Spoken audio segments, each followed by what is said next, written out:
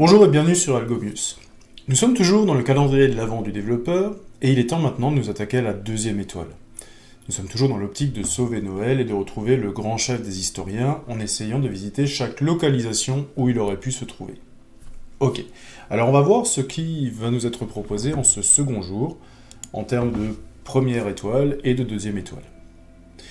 Alors on est toujours à la recherche effectivement du chef historien, pour l'instant on ne l'a pas encore retrouvé, et cette fois-ci en fait on se voit confier des rapports d'analyse, et on va devoir vérifier si ces rapports d'analyse sont corrects ou non. Ok, alors à quoi ressemblent ces rapports d'analyse? Eh bien vous allez avoir un rapport, donc un fichier de rapport, et chaque ligne va être un rapport différent. Alors première chose très importante que l'on va retrouver ici, c'est que, eh bien, comme chaque ligne est indépendante, puisque chaque ligne est un rapport, je peux finalement traiter ce problème ligne par ligne. C'est-à-dire que je ne suis pas obligé de lire tout le rapport en entier pour pouvoir en faire quelque chose. Ça serait le cas si par exemple je devais me déplacer d'une ligne à l'autre dans le rapport, là c'est absolument pas le cas. Donc je peux avoir une seule boucle qui va lire mon fichier, et on va traiter chaque rapport de manière autonome. Ok, alors comment ça marche? On va essayer de vérifier si chaque rapport en fait est, sécurisé ou non. Alors qu'est-ce qui fait qu'un rapport est sécurisé? Alors, soit les nombres sur le rapport sont strictement décroissants, soit strictement croissants, ok? Et deux chiffres consécutifs, en fait, n'ont jamais une différence plus grande que 3 ou plus petite que 1. Ok, c'est-à-dire qu'il faut toujours qu'il y ait une différence. Ça veut dire quoi? Ça veut dire que le premier rapport, 7, 6, 5, 4, 2, 1, celui-là, il est ok. La suite est décroissante, et il n'y a jamais un écart de plus de 3 entre deux nombres qui se suivent. La suite 1, 2, 7, 8, 9, elle est strictement croissante. Par contre, entre 2 et 7, il y a 5. Donc là, celle-là, elle n'est pas correcte. Alors 9, 7, 6, 2, 1, pareil, elle n'est pas correcte parce qu'entre 6 et 2, il y a 4 de distance. Et donc effectivement, là, je peux pas, celle-là, elle n'est pas correcte. 1, 3, 2, ben déjà je vois qu'elle n'est pas strictement croissante ni strictement décroissante. J'ai 1, je monte à 3, je redescends à 2. Donc celle-là, en fait, elle n'est pas bonne non plus. Ok, je continue comme ça. Et le but, à la fin, c'est de compter, tout simplement, combien est-ce qu'il y a eu de rapports corrects dans la suite des rapports qui a été donnée. Qui vérifie ces deux règles, toujours croissant, toujours décroissant, et il faut que les niveaux diffèrent. Ok, donc quand on est sur plusieurs choses comme ça, quand on est sur plusieurs conditions, ça peut être un petit peu complexe de mettre toutes les conditions en place d'un coup. Donc ce qu'on va faire, c'est qu'on va déjà essayer de travailler sur la première. On va essayer déjà de considérer qu'un rapport est correct s'il est que croissant, s'il est que décroissant. Et dans un second temps, seulement dans un second temps, on va rajouter le fait en fait qu'il doit y avoir une différence entre deux éléments. Ok, ça marche. Alors qu'est-ce qu'il faut que je fasse? Je vais prendre tout simplement de nouveau un élément Notepad et je vais tout simplement commencer mon algorithme. Alors ici, qu'est-ce qu'il faut que je fasse? De nouveau, je vais avoir un fichier de données. C'est un descripteur de fichier texte, je vais par abus de langage vraiment dire fichier texte, ok. Et je vais en fait ouvrir data en lecture, ok. Et ensuite je vais récupérer ligne par ligne les chaînes de caractères. Je vais avoir une variable ligne qui est une chaîne de caractères, et je vais dire tout simplement que pour chaque ligne dans le fichier data, faire, et ici je vais avoir un fin pour. Ok, voilà. Donc pour chaque ligne, donc premier tour de boucle, ligne va valoir la première ligne du fichier, deuxième tour de boucle, ça va valoir la deuxième ligne, et ainsi de suite. Ok. L'idée aussi, c'est de pouvoir tester si finalement mon rapport, il est bon ou pas. Ok. Je vais donc tester si mon rapport est correct ou non. Alors qu'est-ce qui fait que mon rapport est correct? Je vais dire tout simplement, je vais faire une variable test. Voilà, qui est tout simplement un booléen.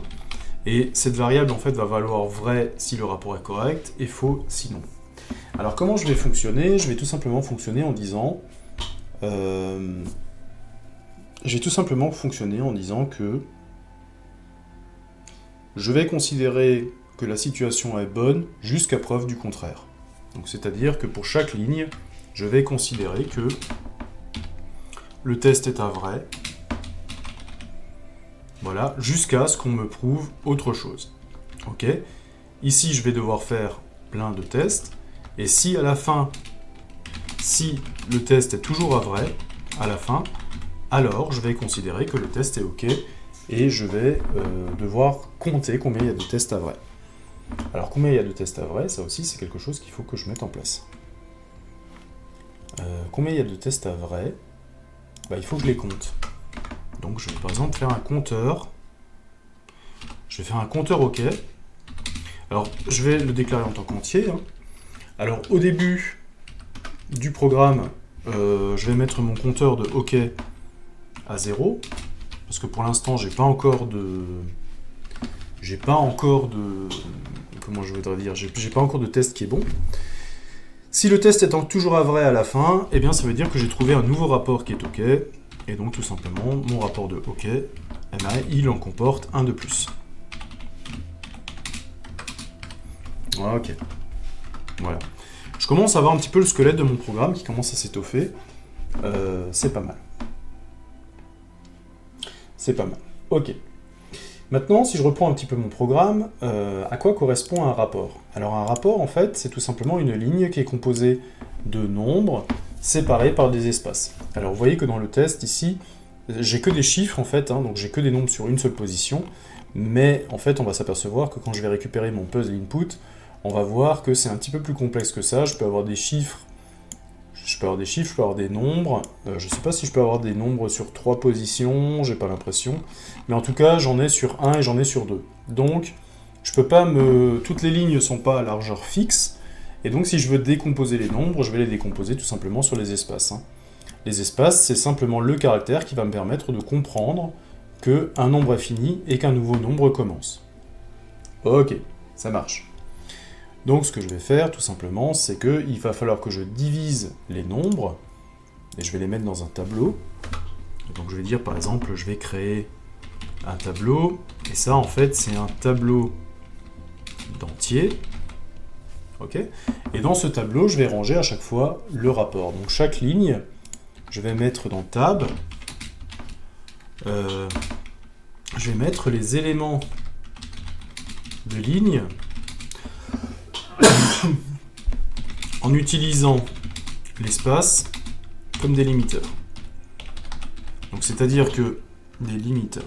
C'est-à-dire que ce qui est avant le premier espace, ça va être mon premier nombre. Ce qui est entre le premier espace et le deuxième, ça va être mon deuxième nombre. Ce qui est entre le deuxième et le troisième, c'est mon troisième nombre, et ainsi de suite. Vous avez compris. Et donc tab de i, tab de 0, ça va être le premier nombre. Donc typiquement, je vais récupérer, si je reprends l'énoncé, je vais récupérer tab de 0, ça va être ça, tab de 1, ça va être le 12, tab de 2, ça va être le 14, et ainsi de suite. Ok, ça marche. Donc je récupère tout dans un tableau. Ok, alors moi ce que je vais déjà vérifier, c'est est-ce que cette liste finalement, elle est croissante ou non? Est-ce qu'elle est croissante ou non? Alors ce que je vais devoir faire, si je regarde ma liste qui est ici, je vais m'apercevoir que lorsque je lis le premier nombre, en fait, je ne peux pas encore avoir d'erreur. C'est-à-dire que le premier nombre, c'est le premier nombre. Aucune des deux conditions, en fait, ne porte sur le premier nombre. Ce qui fait qu'un rapport n'est pas bon, c'est que soit on n'est pas dans une suite strictement croissante, soit on n'est pas dans une suite strictement décroissante. Et la deuxième condition, c'est qu'il y a un écart trop grand entre le nombre sur lequel je suis et celui qui est juste avant. Donc je ne peux pas, en fait, avoir de rapport faux en lisant juste le premier nombre. Ok, alors cette propriété, je vais l'utiliser, et je vais en fait me dire, le premier nombre, finalement, si je ne peux pas exclure un rapport, finalement, j'ai pas de gros tests à faire là-dessus. Donc je vais en fait commencer à avoir le deuxième nombre. Alors pour vérifier si, quand je suis sur le deuxième nombre, si je suis croissant ou décroissant, eh bien il faut que je connaisse le premier. Ok, donc ça veut dire que quelque part, je vais me déplacer dans le tableau, mais il faut que je continue à sauvegarder quelque part le nombre juste avant. C'est-à-dire que quand je suis sur le 12, il faut que je connaisse encore le 9. Quand je serai sur le 14, il faut que je me souvienne du 12. Quand je suis sur le 16, il faut que je me souvienne du 14, etc. Alors ce que je vais faire, c'est que tout simplement, je vais créer deux variables. Il y en a une que je vais appeler actuelle, qui est un entier, et il y en a une que je vais appeler le dernier, qui est un entier, qui est le dernier, celui que j'ai vu la dernière fois. Ok.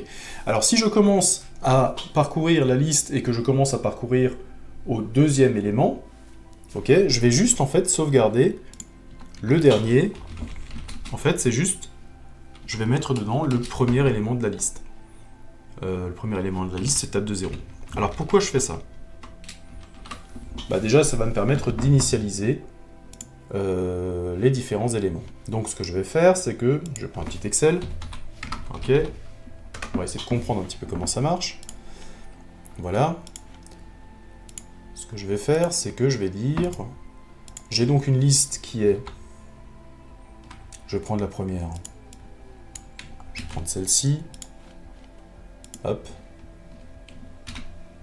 Donc j'ai 9, 12, 14, 16, 17, 18, 15. Alors déjà, ça marche pas, hein.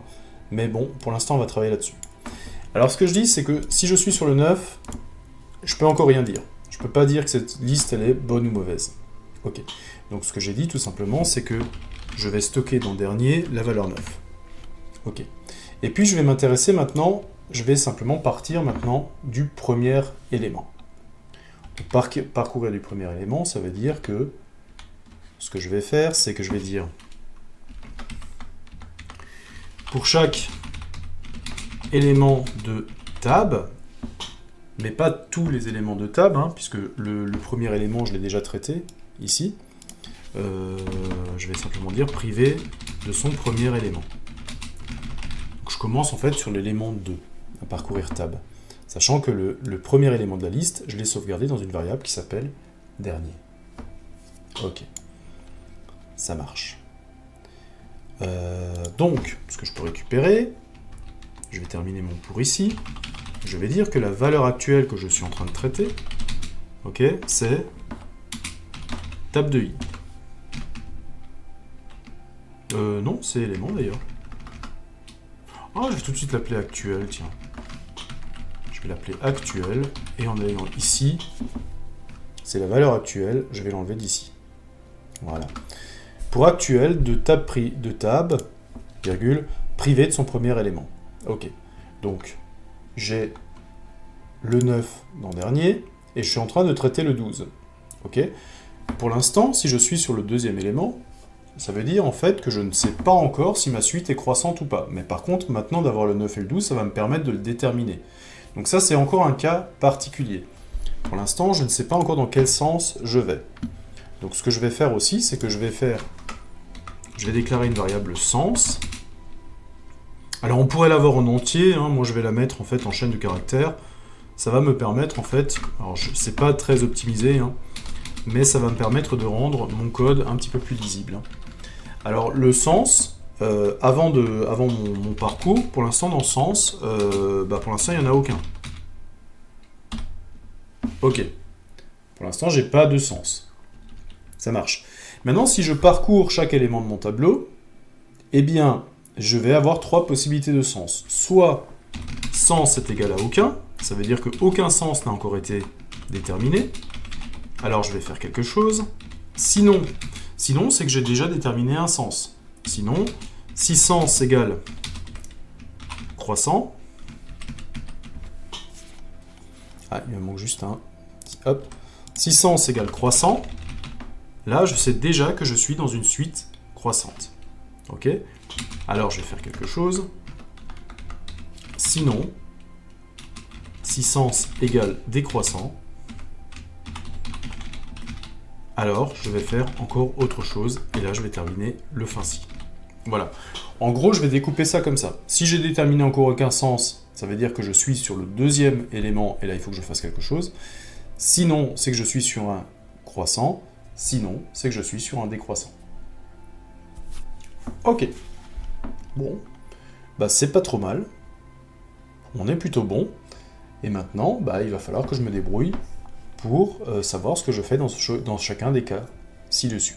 Alors, je ne vais pas encore m'occuper de la distance entre les éléments. Je vais déjà essayer de voir s'ils sont strictement croissants, strictement décroissants. Ok. Donc, si j'ai pas de sens, si j'ai sens égale aucun, c'est que je suis sur le deuxième élément et que pour l'instant, je n'ai encore déterminé aucun sens. Donc là, je vais déterminer le sens. Alors déterminer le sens, eh bien tout simplement si je suis sur l'élément 12 et que comme je suis plus grand que 9, eh bien je vais dire que je suis sur une suite qui a l'air pour l'instant, en partie, en tout cas sur les deux premiers éléments, elle est croissante. J'ai que les deux premiers éléments, on verra si ça se confirme sur la suite. Donc je vais dire effectivement que si je suis dans ce cas-là, si actuel, comme je suis, est supérieur, alors je mets supérieur et pas supérieur ou égal, hein, puisque j'ai pas le droit d'avoir une égalité, donc je me débarrasse déjà du cas d'égalité. Si actuel est supérieur au dernier, alors qu'est-ce qui se passe? Si actuel est supérieur au dernier, eh bien ça veut dire que je suis dans une suite croissante. Et puis donc dans ce sens, je vais mettre croissante, ce qui fait que le tour d'après, eh bien je vais me retrouver dans le si où je gère les suites croissantes. Ok. Sinon, qu'est-ce que je peux avoir? Sinon, si actuel est inférieur à dernier, deuxième possibilité, alors qu'est-ce que j'ai là-dedans? Eh bien là, je suis dans le cas où le deuxième élément de la liste est plus petit que le premier. Et bien puisque j'ai lu que ces deux-là, eh bien je peux déterminer que du coup cette suite elle a l'air décroissante. Et on verra ensuite si ça se confirme. Et sinon, si actuel n'est pas plus grand que dernier et que actuel n'est pas plus petit que dernier, il ne reste plus qu'un cas, c'est que actuel est égal à dernier. Et si actuel est égal à dernier, eh bien tout simplement je vais mettre mon test à faux, puisque je ne peux pas avoir deux nombres consécutifs qui sont exactement les mêmes. Voilà. Eh bien j'ai déjà fini. Donc si je n'ai pour l'instant déterminé aucun sens, c'est le moment de le déterminer. Si actuel est plus grand que dernier, le sens est croissant. Je l'ai appelé croissant ou croissante? Ah, j'ai tout mis au féminin. Et croissant. Si l'actuel par contre est inférieur au dernier, eh bien c'est qu'on est sur du décroissant, et sinon c'est que le test est faux. Ok, ça marche. Maintenant j'ai plus que deux cas à gérer qui sont la suite croissante et la suite décroissante. Ok. Alors comment je gère ça? Eh bien qu'est-ce qui peut être faux dans une suite croissante? Ce qui peut être faux, c'est que je peux avoir ce cas-là, c'est-à-dire que ma suite a l'air croissante, 9, 12, 14, 16, 17, 18, et tout d'un coup, pouf, 15. Tout d'un coup, j'ai en fait un nombre qui est plus petit que le nombre qui le précède. Donc, si ça c'est l'actuel et que ça c'est le dernier, eh bien je ne peux pas avoir dans une suite croissante un actuel qui est plus petit que dernier. Ok, ça marche, même plus petit ou égal même. Hein. Égalité, j'ai pas le droit non plus. Donc si je suis dans une suite croissante, et si je trouve un actuel qui est plus petit ou égal que le dernier, alors dans ce cas-là, je mets de nouveau mon test à faux. Ça, j'ai pas le droit de l'avoir. Ok, ça marche. Sinon, si la suite est décroissante, eh ben en fait, je vais avoir exactement la même chose. Si je suis dans une suite décroissante et que tout d'un coup ça commence à remonter, là aussi, c'est que j'ai une erreur, c'est que ma suite n'est pas strictement croissante. Donc ici, cette fois-ci, si l'actuel est plus grand que le dernier alors que je suis dans une suite décroissante, ça j'ai pas le droit de l'avoir et donc j'ai un test à faux. Ça marche. Alors il y a encore quelque chose qui ne fonctionnera pas dans cette boucle, hein. C'est qu'il ne faut pas que j'oublie de déplacer le curseur de dernier. Hein. Pour l'instant, en fait, mon dernier, il est là, et l'actuel est là. Alors l'actuel, de par la boucle, lui, eh bien en fait, l'actuel va passer de là, va passer là, va passer là.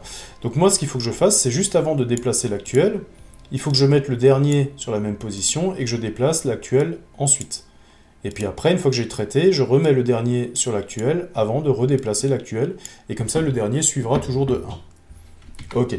Donc ça veut dire que quand j'ai fini mon traitement, ici, j'ai vérifié si le test était ok, ça marche. Non, ça par contre, ça c'est la fin du rapport. Hein. Donc là, c'est là où je déplace l'actuel dans cette boucle-là. Donc juste avant de déplacer l'actuel à la case suivante, eh bien, il ne faut pas que j'oublie de dire que le dernier, maintenant, c'est l'actuel. Et l'actuel, en fait, va tout simplement passer au suivant avec la boucle pour. Voilà. Est-ce que j'ai tout? Ça a l'air de fonctionner. Ça a l'air de fonctionner pas mal. Et maintenant, ce qu'il faut que je fasse, c'est la deuxième partie du problème. Il faut que je le reprenne. Où est-ce qu'il est mon petit problème? Il est là. Je me suis occupé donc de vérifier qu'on était sur des suites strictement croissantes ou strictement décroissantes. Il faut que je m'intéresse aussi à la deuxième partie. Il faut que quand deux nombres adjacents, donc deux nombres qui se suivent, ne doivent pas être égaux, donc c'est qu'ils disent que la différence doit être au moins de 1.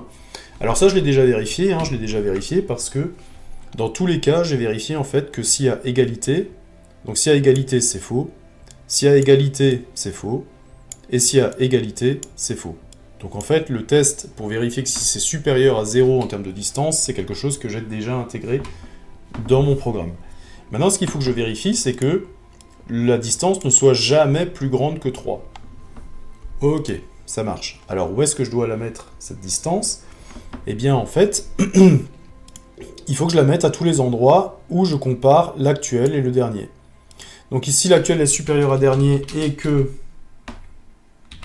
actuel moins dernier reste inférieur ou égal à 3. Ok, ça c'est un cas valide. Alors là, pareil, hein, j'ai toujours un problème, c'est que soit actuel est plus grand que dernier, et ça c'est positif, soit dernier est plus grand que actuel, et ça c'est négatif. Ok. Moi, ce que j'aimerais, c'est effectivement calculer en termes de distance, donc en fait, je m'en fiche du signe dans ce cas-là, hein, et donc, si je m'en fiche du signe, eh bien, il faut que je prenne la valeur absolue de la différence. Alors la différence doit être inférieure à 3 ici, elle doit l'être également si jamais je suis sur une suite décroissante. Donc j'ai cette condition qui est là, et j'ai cette condition qui est là aussi. Ok.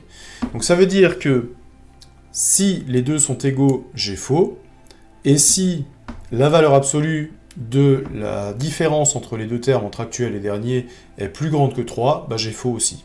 Voilà. Donc ça c'est dans le cas où je n'ai encore déterminé aucun sens, donc je vais le mettre à faux, dans tous les cas, faux. Ensuite, il faut que je m'occupe aussi des suites croissantes, parce que dans les suites croissantes et décroissantes, c'est tous les tests qui vont être faits au-delà, du deuxième caractère, hein, du deuxième nombre. C'est troisième, quatrième, cinquième. Ok. Donc si je suis sur une suite croissante qui tout d'un coup devient décroissante, eh bien c'est faux. Ok. Et ça peut être faux dans un autre cas aussi. Ou alors, si jamais la distance qui sépare l'actuel et le dernier, ok, la distance est supérieure à 3. Voilà. Donc soit une suite croissante devient décroissante, ou alors elle n'est pas décroissante, mais par contre l'écart qu'il y a entre deux entiers successifs est supérieur à 3. Alors il faudra juste faire attention, en fait, ici je suis inférieur ou égal à 3 parce que je suis dans un cas valide, inférieur à 3, je suis dans un cas valide, et là je suis supérieur à 3 parce que je suis dans un cas invalide. Donc deuxième cas aussi, si actuel est supérieur ou égal à dernier, ou l'absence d'actuel moins dernier supérieur à 3. Et ben je crois que c'est pas mal. Ça devrait fonctionner. Je vais appeler ça étoile 1. Et puis on fera l'étoile 2 dans la foulée. Voilà, il n'y a plus qu'à programmer ça. Pour ça, je vais prendre un Visual Studio Code, comme d'habitude. Hop. Voilà, et on va essayer de mettre ces différents éléments en place. Alors, qu'est-ce qu'il faut que je fasse? Alors, je mets un compteur à 0, et j'ouvre le fichier en lecture. Ok, d'accord. Donc le fichier d'input, moi je l'ai déjà posé ici, hein. J'ai le fichier d'input, donc il est directement dans le même répertoire. Alors ce que je vais faire, c'est tout simplement que je vais faire un open de input.txt, et je vais l'ouvrir encore une fois en lecture, puisque je ne veux pas écrire dedans, je veux juste l'ouvrir en read. Ensuite j'aurai un compteur, je peux faire un compteur de OK. Compteur de OK, pour l'instant j'ai encore compté aucun rapport qui était à OK, donc pour l'instant je suis à 0. Ok, ça marche. Ensuite, ce que je vais faire, c'est que je vais parcourir chaque ligne dans le fichier que j'ai ouvert. Voilà. Donc X va récupérer les lignes. Ensuite, je vais faire ce que je fais d'habitude pour chacune des lignes. Le problème, c'est que chacune des lignes, on va le voir, se termine avec un retour à la ligne pour passer à la ligne suivante. Et en Python, quand je récupère les lignes du fichier, eh bien, j'ai ce fameux caractère retour à la ligne à la fin. Donc ce que je vais faire, c'est que je vais déjà m'en débarrasser je vais enlever le dernier caractère, donc ce caractère qui m'embête de retour à la ligne. Ça marche.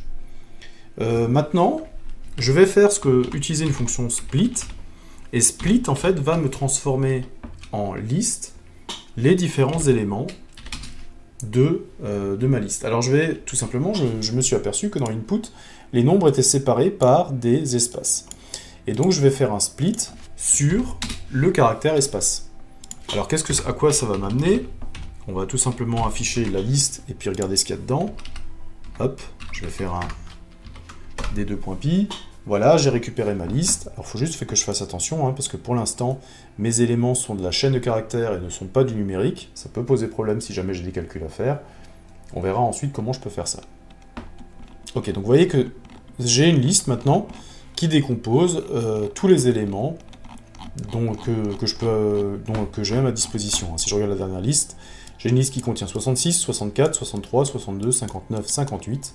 Si je vais dans le input, tout en bas, vous voyez que c'est bien les éléments de mon tableau. 66, 64, 63, voilà. Et j'ai une liste différente pour tous les éléments à ma disposition.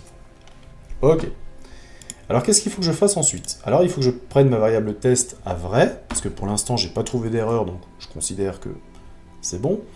J'ai utilisé le délimiteur espace, ça c'est bon, et je restocke le premier élément de la liste, et je mets sens à aucun.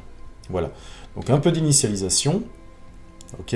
Donc j'ai une variable qui teste que je vais mettre à vrai. Pour l'instant, il n'y a pas de raison. Test est à vrai, test est à true. J'ai une variable dernier que je vais initialiser avec le premier élément de la liste. Alors attention, je l'ai dit, dans la liste, j'ai que des chaînes de caractères. Donc si jamais cet élément, je veux le transformer en entier, eh bien il va falloir que je le fasse comme ça. Voilà. Donc dernier, récupère là. Et le sens, pour l'instant, je ne suis pas encore arrivé à déterminer à partir uniquement du premier élément si je suis en croissant ou en décroissant. Donc pour l'instant, mon sens, j'ai pas de sens. Aucun. Ok, et maintenant je vais parcourir tous les éléments de la liste.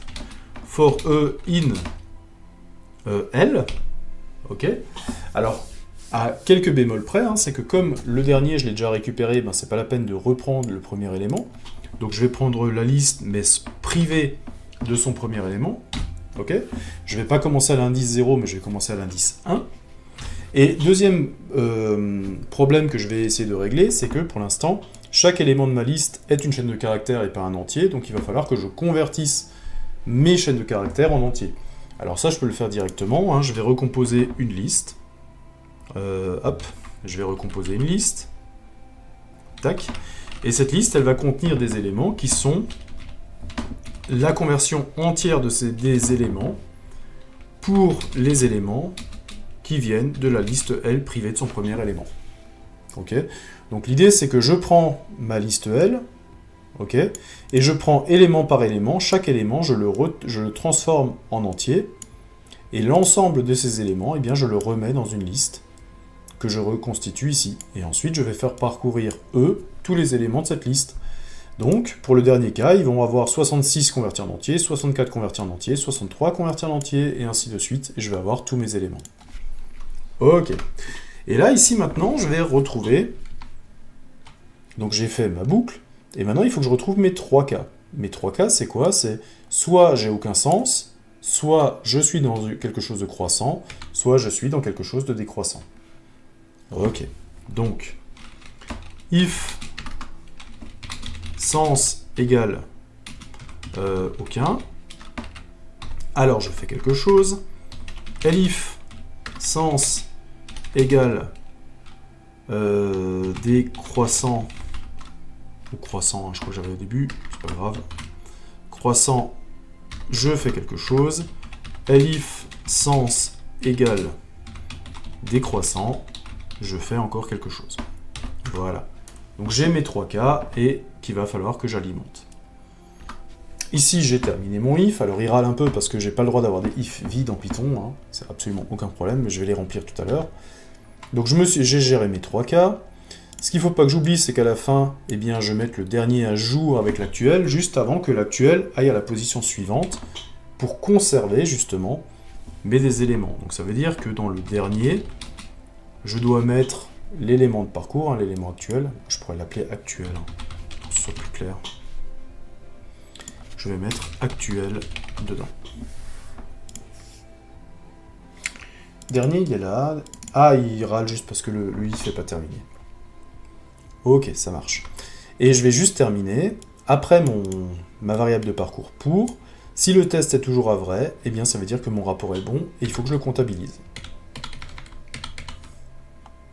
Donc à la fin de ma boucle pour, qui est ici, si le test est toujours à vrai, donc j'ai ma variable test, si test, alors je vais prendre mon compteur de hockey, et mon compteur de hockey, je vais lui ajouter 1. Voilà. On est bon. On est bon. Ouais. Donc maintenant, j'ai plus qu'à gérer les cas, en fait, où j'ai aucun, donc détermination du sens, croissant et décroissant. Bon, je vais reprendre mon algo, hein, puisque j'ai déjà réfléchi à tout. Je vais tout simplement copier l'algo, et je vais regarder comment tout ça, ça s'écrit en Python. Donc dans le cas du aucun, ok, qu'est-ce qu'on a dit?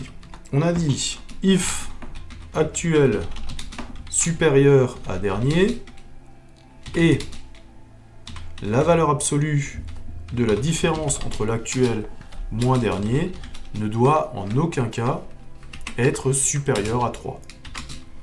Si je suis dans ce cas-là, alors je suis arrivé à déterminer que comme actuel est supérieur à dernier, eh bien je suis en fait dans une suite croissante. Alors attention, hein, comme je suis avec des libellés, il faut vraiment que les libellés y collent. Ok, ça marche. Sinon, ben, si actuel est inférieur à dernier et que la valeur absolue de la différence entre actuel et dernier est bonne, c'est-à-dire qu'elle est inférieure ou égale à 3, qu'elle ne dépasse pas les 3, eh bien je suis de nouveau dans quelque chose de correct, et le sens, cette fois-ci, il est décroissant. Ok, je vérifie juste si, en termes de libellé, on est bon. Ouais, ils sont pareils, c'est bon. Et sinon, eh bien sinon, malheureusement, je suis dans un cas qui n'est absolument pas bon, et dans ce cas-là, je vais dire, mon test est à faux, je suis dans un cas, malheureusement, qui ne fonctionne pas. Voilà, donc j'ai tout réécrit en Python, exactement l'algorithme.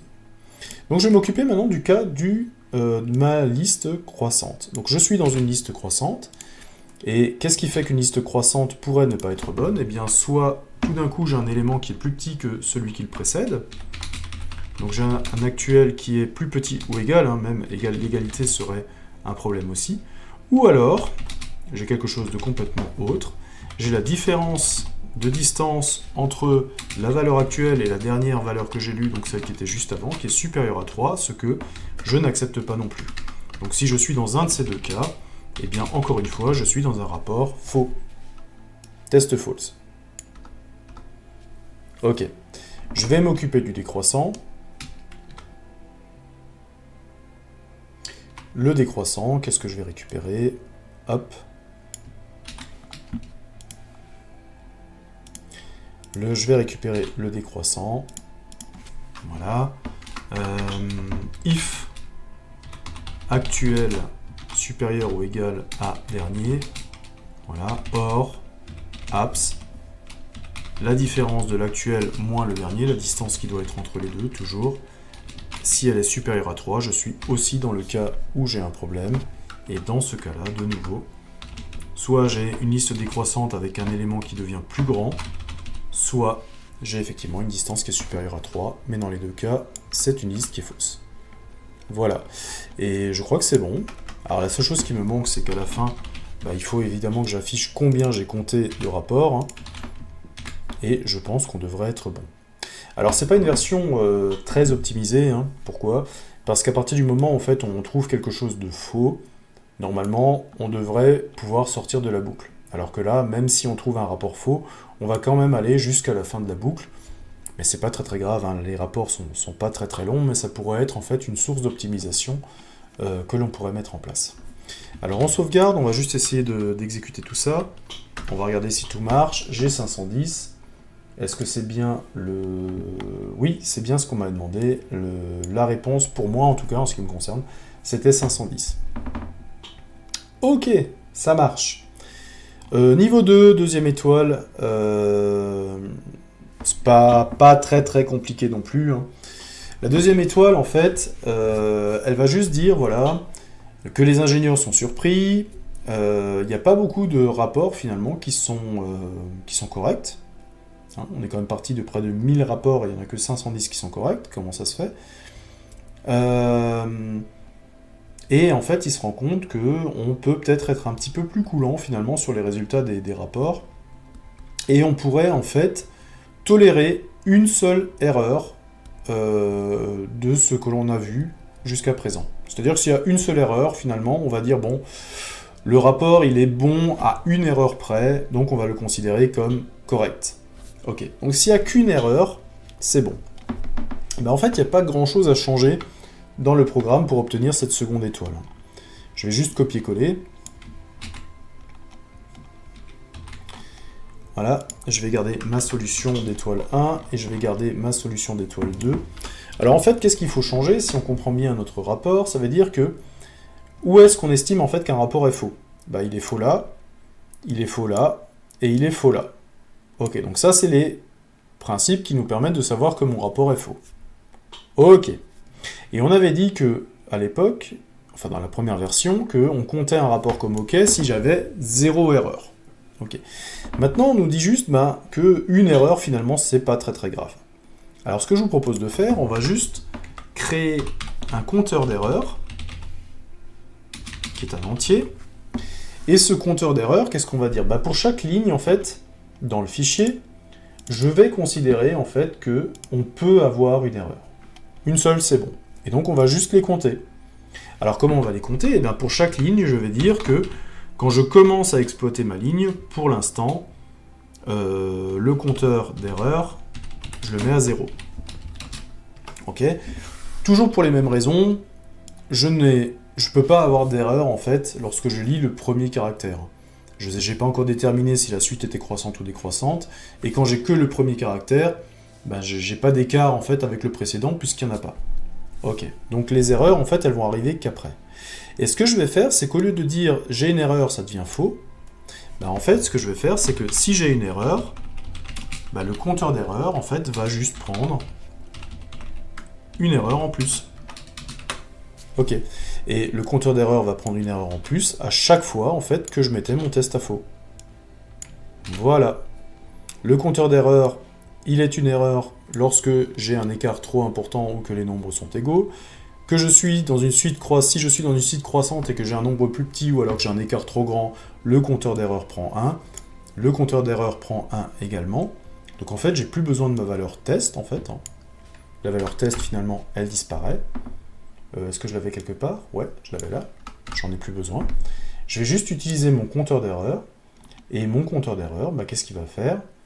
Si test égale à vrai, c'est ce que je testais tout à l'heure, maintenant, ce que je vais faire, c'est que je vais juste tester mon compteur d'erreur. Et mon compteur d'erreur, j'accepte que le rapport il est bon quand il y a moins de 2 erreurs. Alors moins de 2 erreurs, ou alors inférieur ou égal à 1, ça revient exactement à la même chose. Comme vous voulez. Allez, on va le mettre parlant, il faut qu'il y ait moins de 2 erreurs. Donc, si je compte les erreurs et qu'il y en a moins que 2, alors je considère le rapport comme OK. Voilà, c'est la seule modification qu'il y a à mettre en place dans notre algo. Je vais le mettre en place directement, et on va regarder si tout ça fonctionne. Donc, je suis sur mon day2, j'ai dit que le test, en fait, j'en ai plus besoin, et je vais juste le remplacer par un compteur d'erreur qui, au départ, est à 0 pour chaque ligne. Alors, c'est important que je le remette à 0 pour chaque ligne, puisque chaque rapport est indépendant, ne le mettez surtout pas avant le for, parce que sinon, votre compteur d'erreur ne serait jamais réinitialisé, et en fait, vous cumuleriez les erreurs, en fait, de tous les rapports. Ok, donc le compteur d'erreur, je le mets à 0, ça c'est bon, et ensuite, je dis que mon compteur d'erreur, à chaque fois que j'avais un test à false, mon compteur d'erreur récupère compteur d'erreur plus 1. Ok, donc là, j'avais un false, j'avais aussi un false pour la suite croissante, et j'avais aussi un false pour la suite décroissante. Ok. Et j'ai plus que mon test à régler. Là, vous voyez que le test, test n'existe plus. Ben, en fait, c'est que mon compteur d'erreur, il doit être inférieur à 2 pour que mon rapport soit OK. Je sauvegarde. Je relance. J'en ai 553. Est-ce que ça colle? 553, c'est effectivement le résultat de mon énigme. OK. Donc encore une fois, la deuxième étoile ici, elle n'était pas très très compliquée. Hein. Là, on compte juste toutes les erreurs que l'on peut avoir et on sort si jamais le rapport est correct, si jamais j'ai moins de 2 erreurs. Alors comme pour le commentaire de la première étoile, hein, ici si jamais eh bien, j'ai plus de 2, 3, 4, 5 erreurs, en fait je continue à accumuler des erreurs alors que je pourrais sortir de ma boucle. Donc là aussi je suis sur une version pas très optimisée, hein, de ma boucle. Ça marche très très bien dans le cas dans lequel on est. Hein. Vous voyez que le résultat il arrive de manière assez rapide, mais si jamais je voulais vraiment l'optimiser encore, il faudrait que j'arrive à trouver un moyen qu'à partir du moment où je laisse passer la première erreur et à partir du moment où je récupère la deuxième erreur, automatiquement je sors de la boucle. Donc un espèce de mécanisme de break, ou alors transformer la boucle for en une boucle while qui se baserait sur la condition soit j'arrive à la fin de liste, soit j'ai plus de 2 erreurs et dans les deux cas en fait je sors de ma boucle. Voilà tout simplement. Donc des petites évolutions que l'on peut mettre en place. Pour l'instant je reste un petit peu sur des algos plus simples, un peu pour que tout le monde puisse les comprendre. Naturellement les langages, les programmes en Python que j'ai réalisés ici, vous pouvez les retrouver dans la description dans mon répertoire GitHub. La partie algorithmie, pareil, je vais la mettre aussi sur GitHub pour qu'elle soit accessible. Et donc en fait, on a bien bossé et on a ajouté 2 nouvelles étoiles à notre palmarès, ce qui, si vous avez déjà parcouru la vidéo du Day 1, et bien maintenant nous fait 4 étoiles. Donc j'espère qu'on se rapproche de notre chef, je sais plus comment on cherche, le chef historien. J'espère qu'on se rapproche de la piste du chef historien et qu'on va arriver à le retrouver avant Noël et que l'on va aider les elfes justement dans leur quête. En tout cas, on a déjà fait 4 étoiles, donc on a déjà fait une partie du chemin. On va voir si on peut continuer et remonter la piste jusqu'à notre objectif. À bientôt!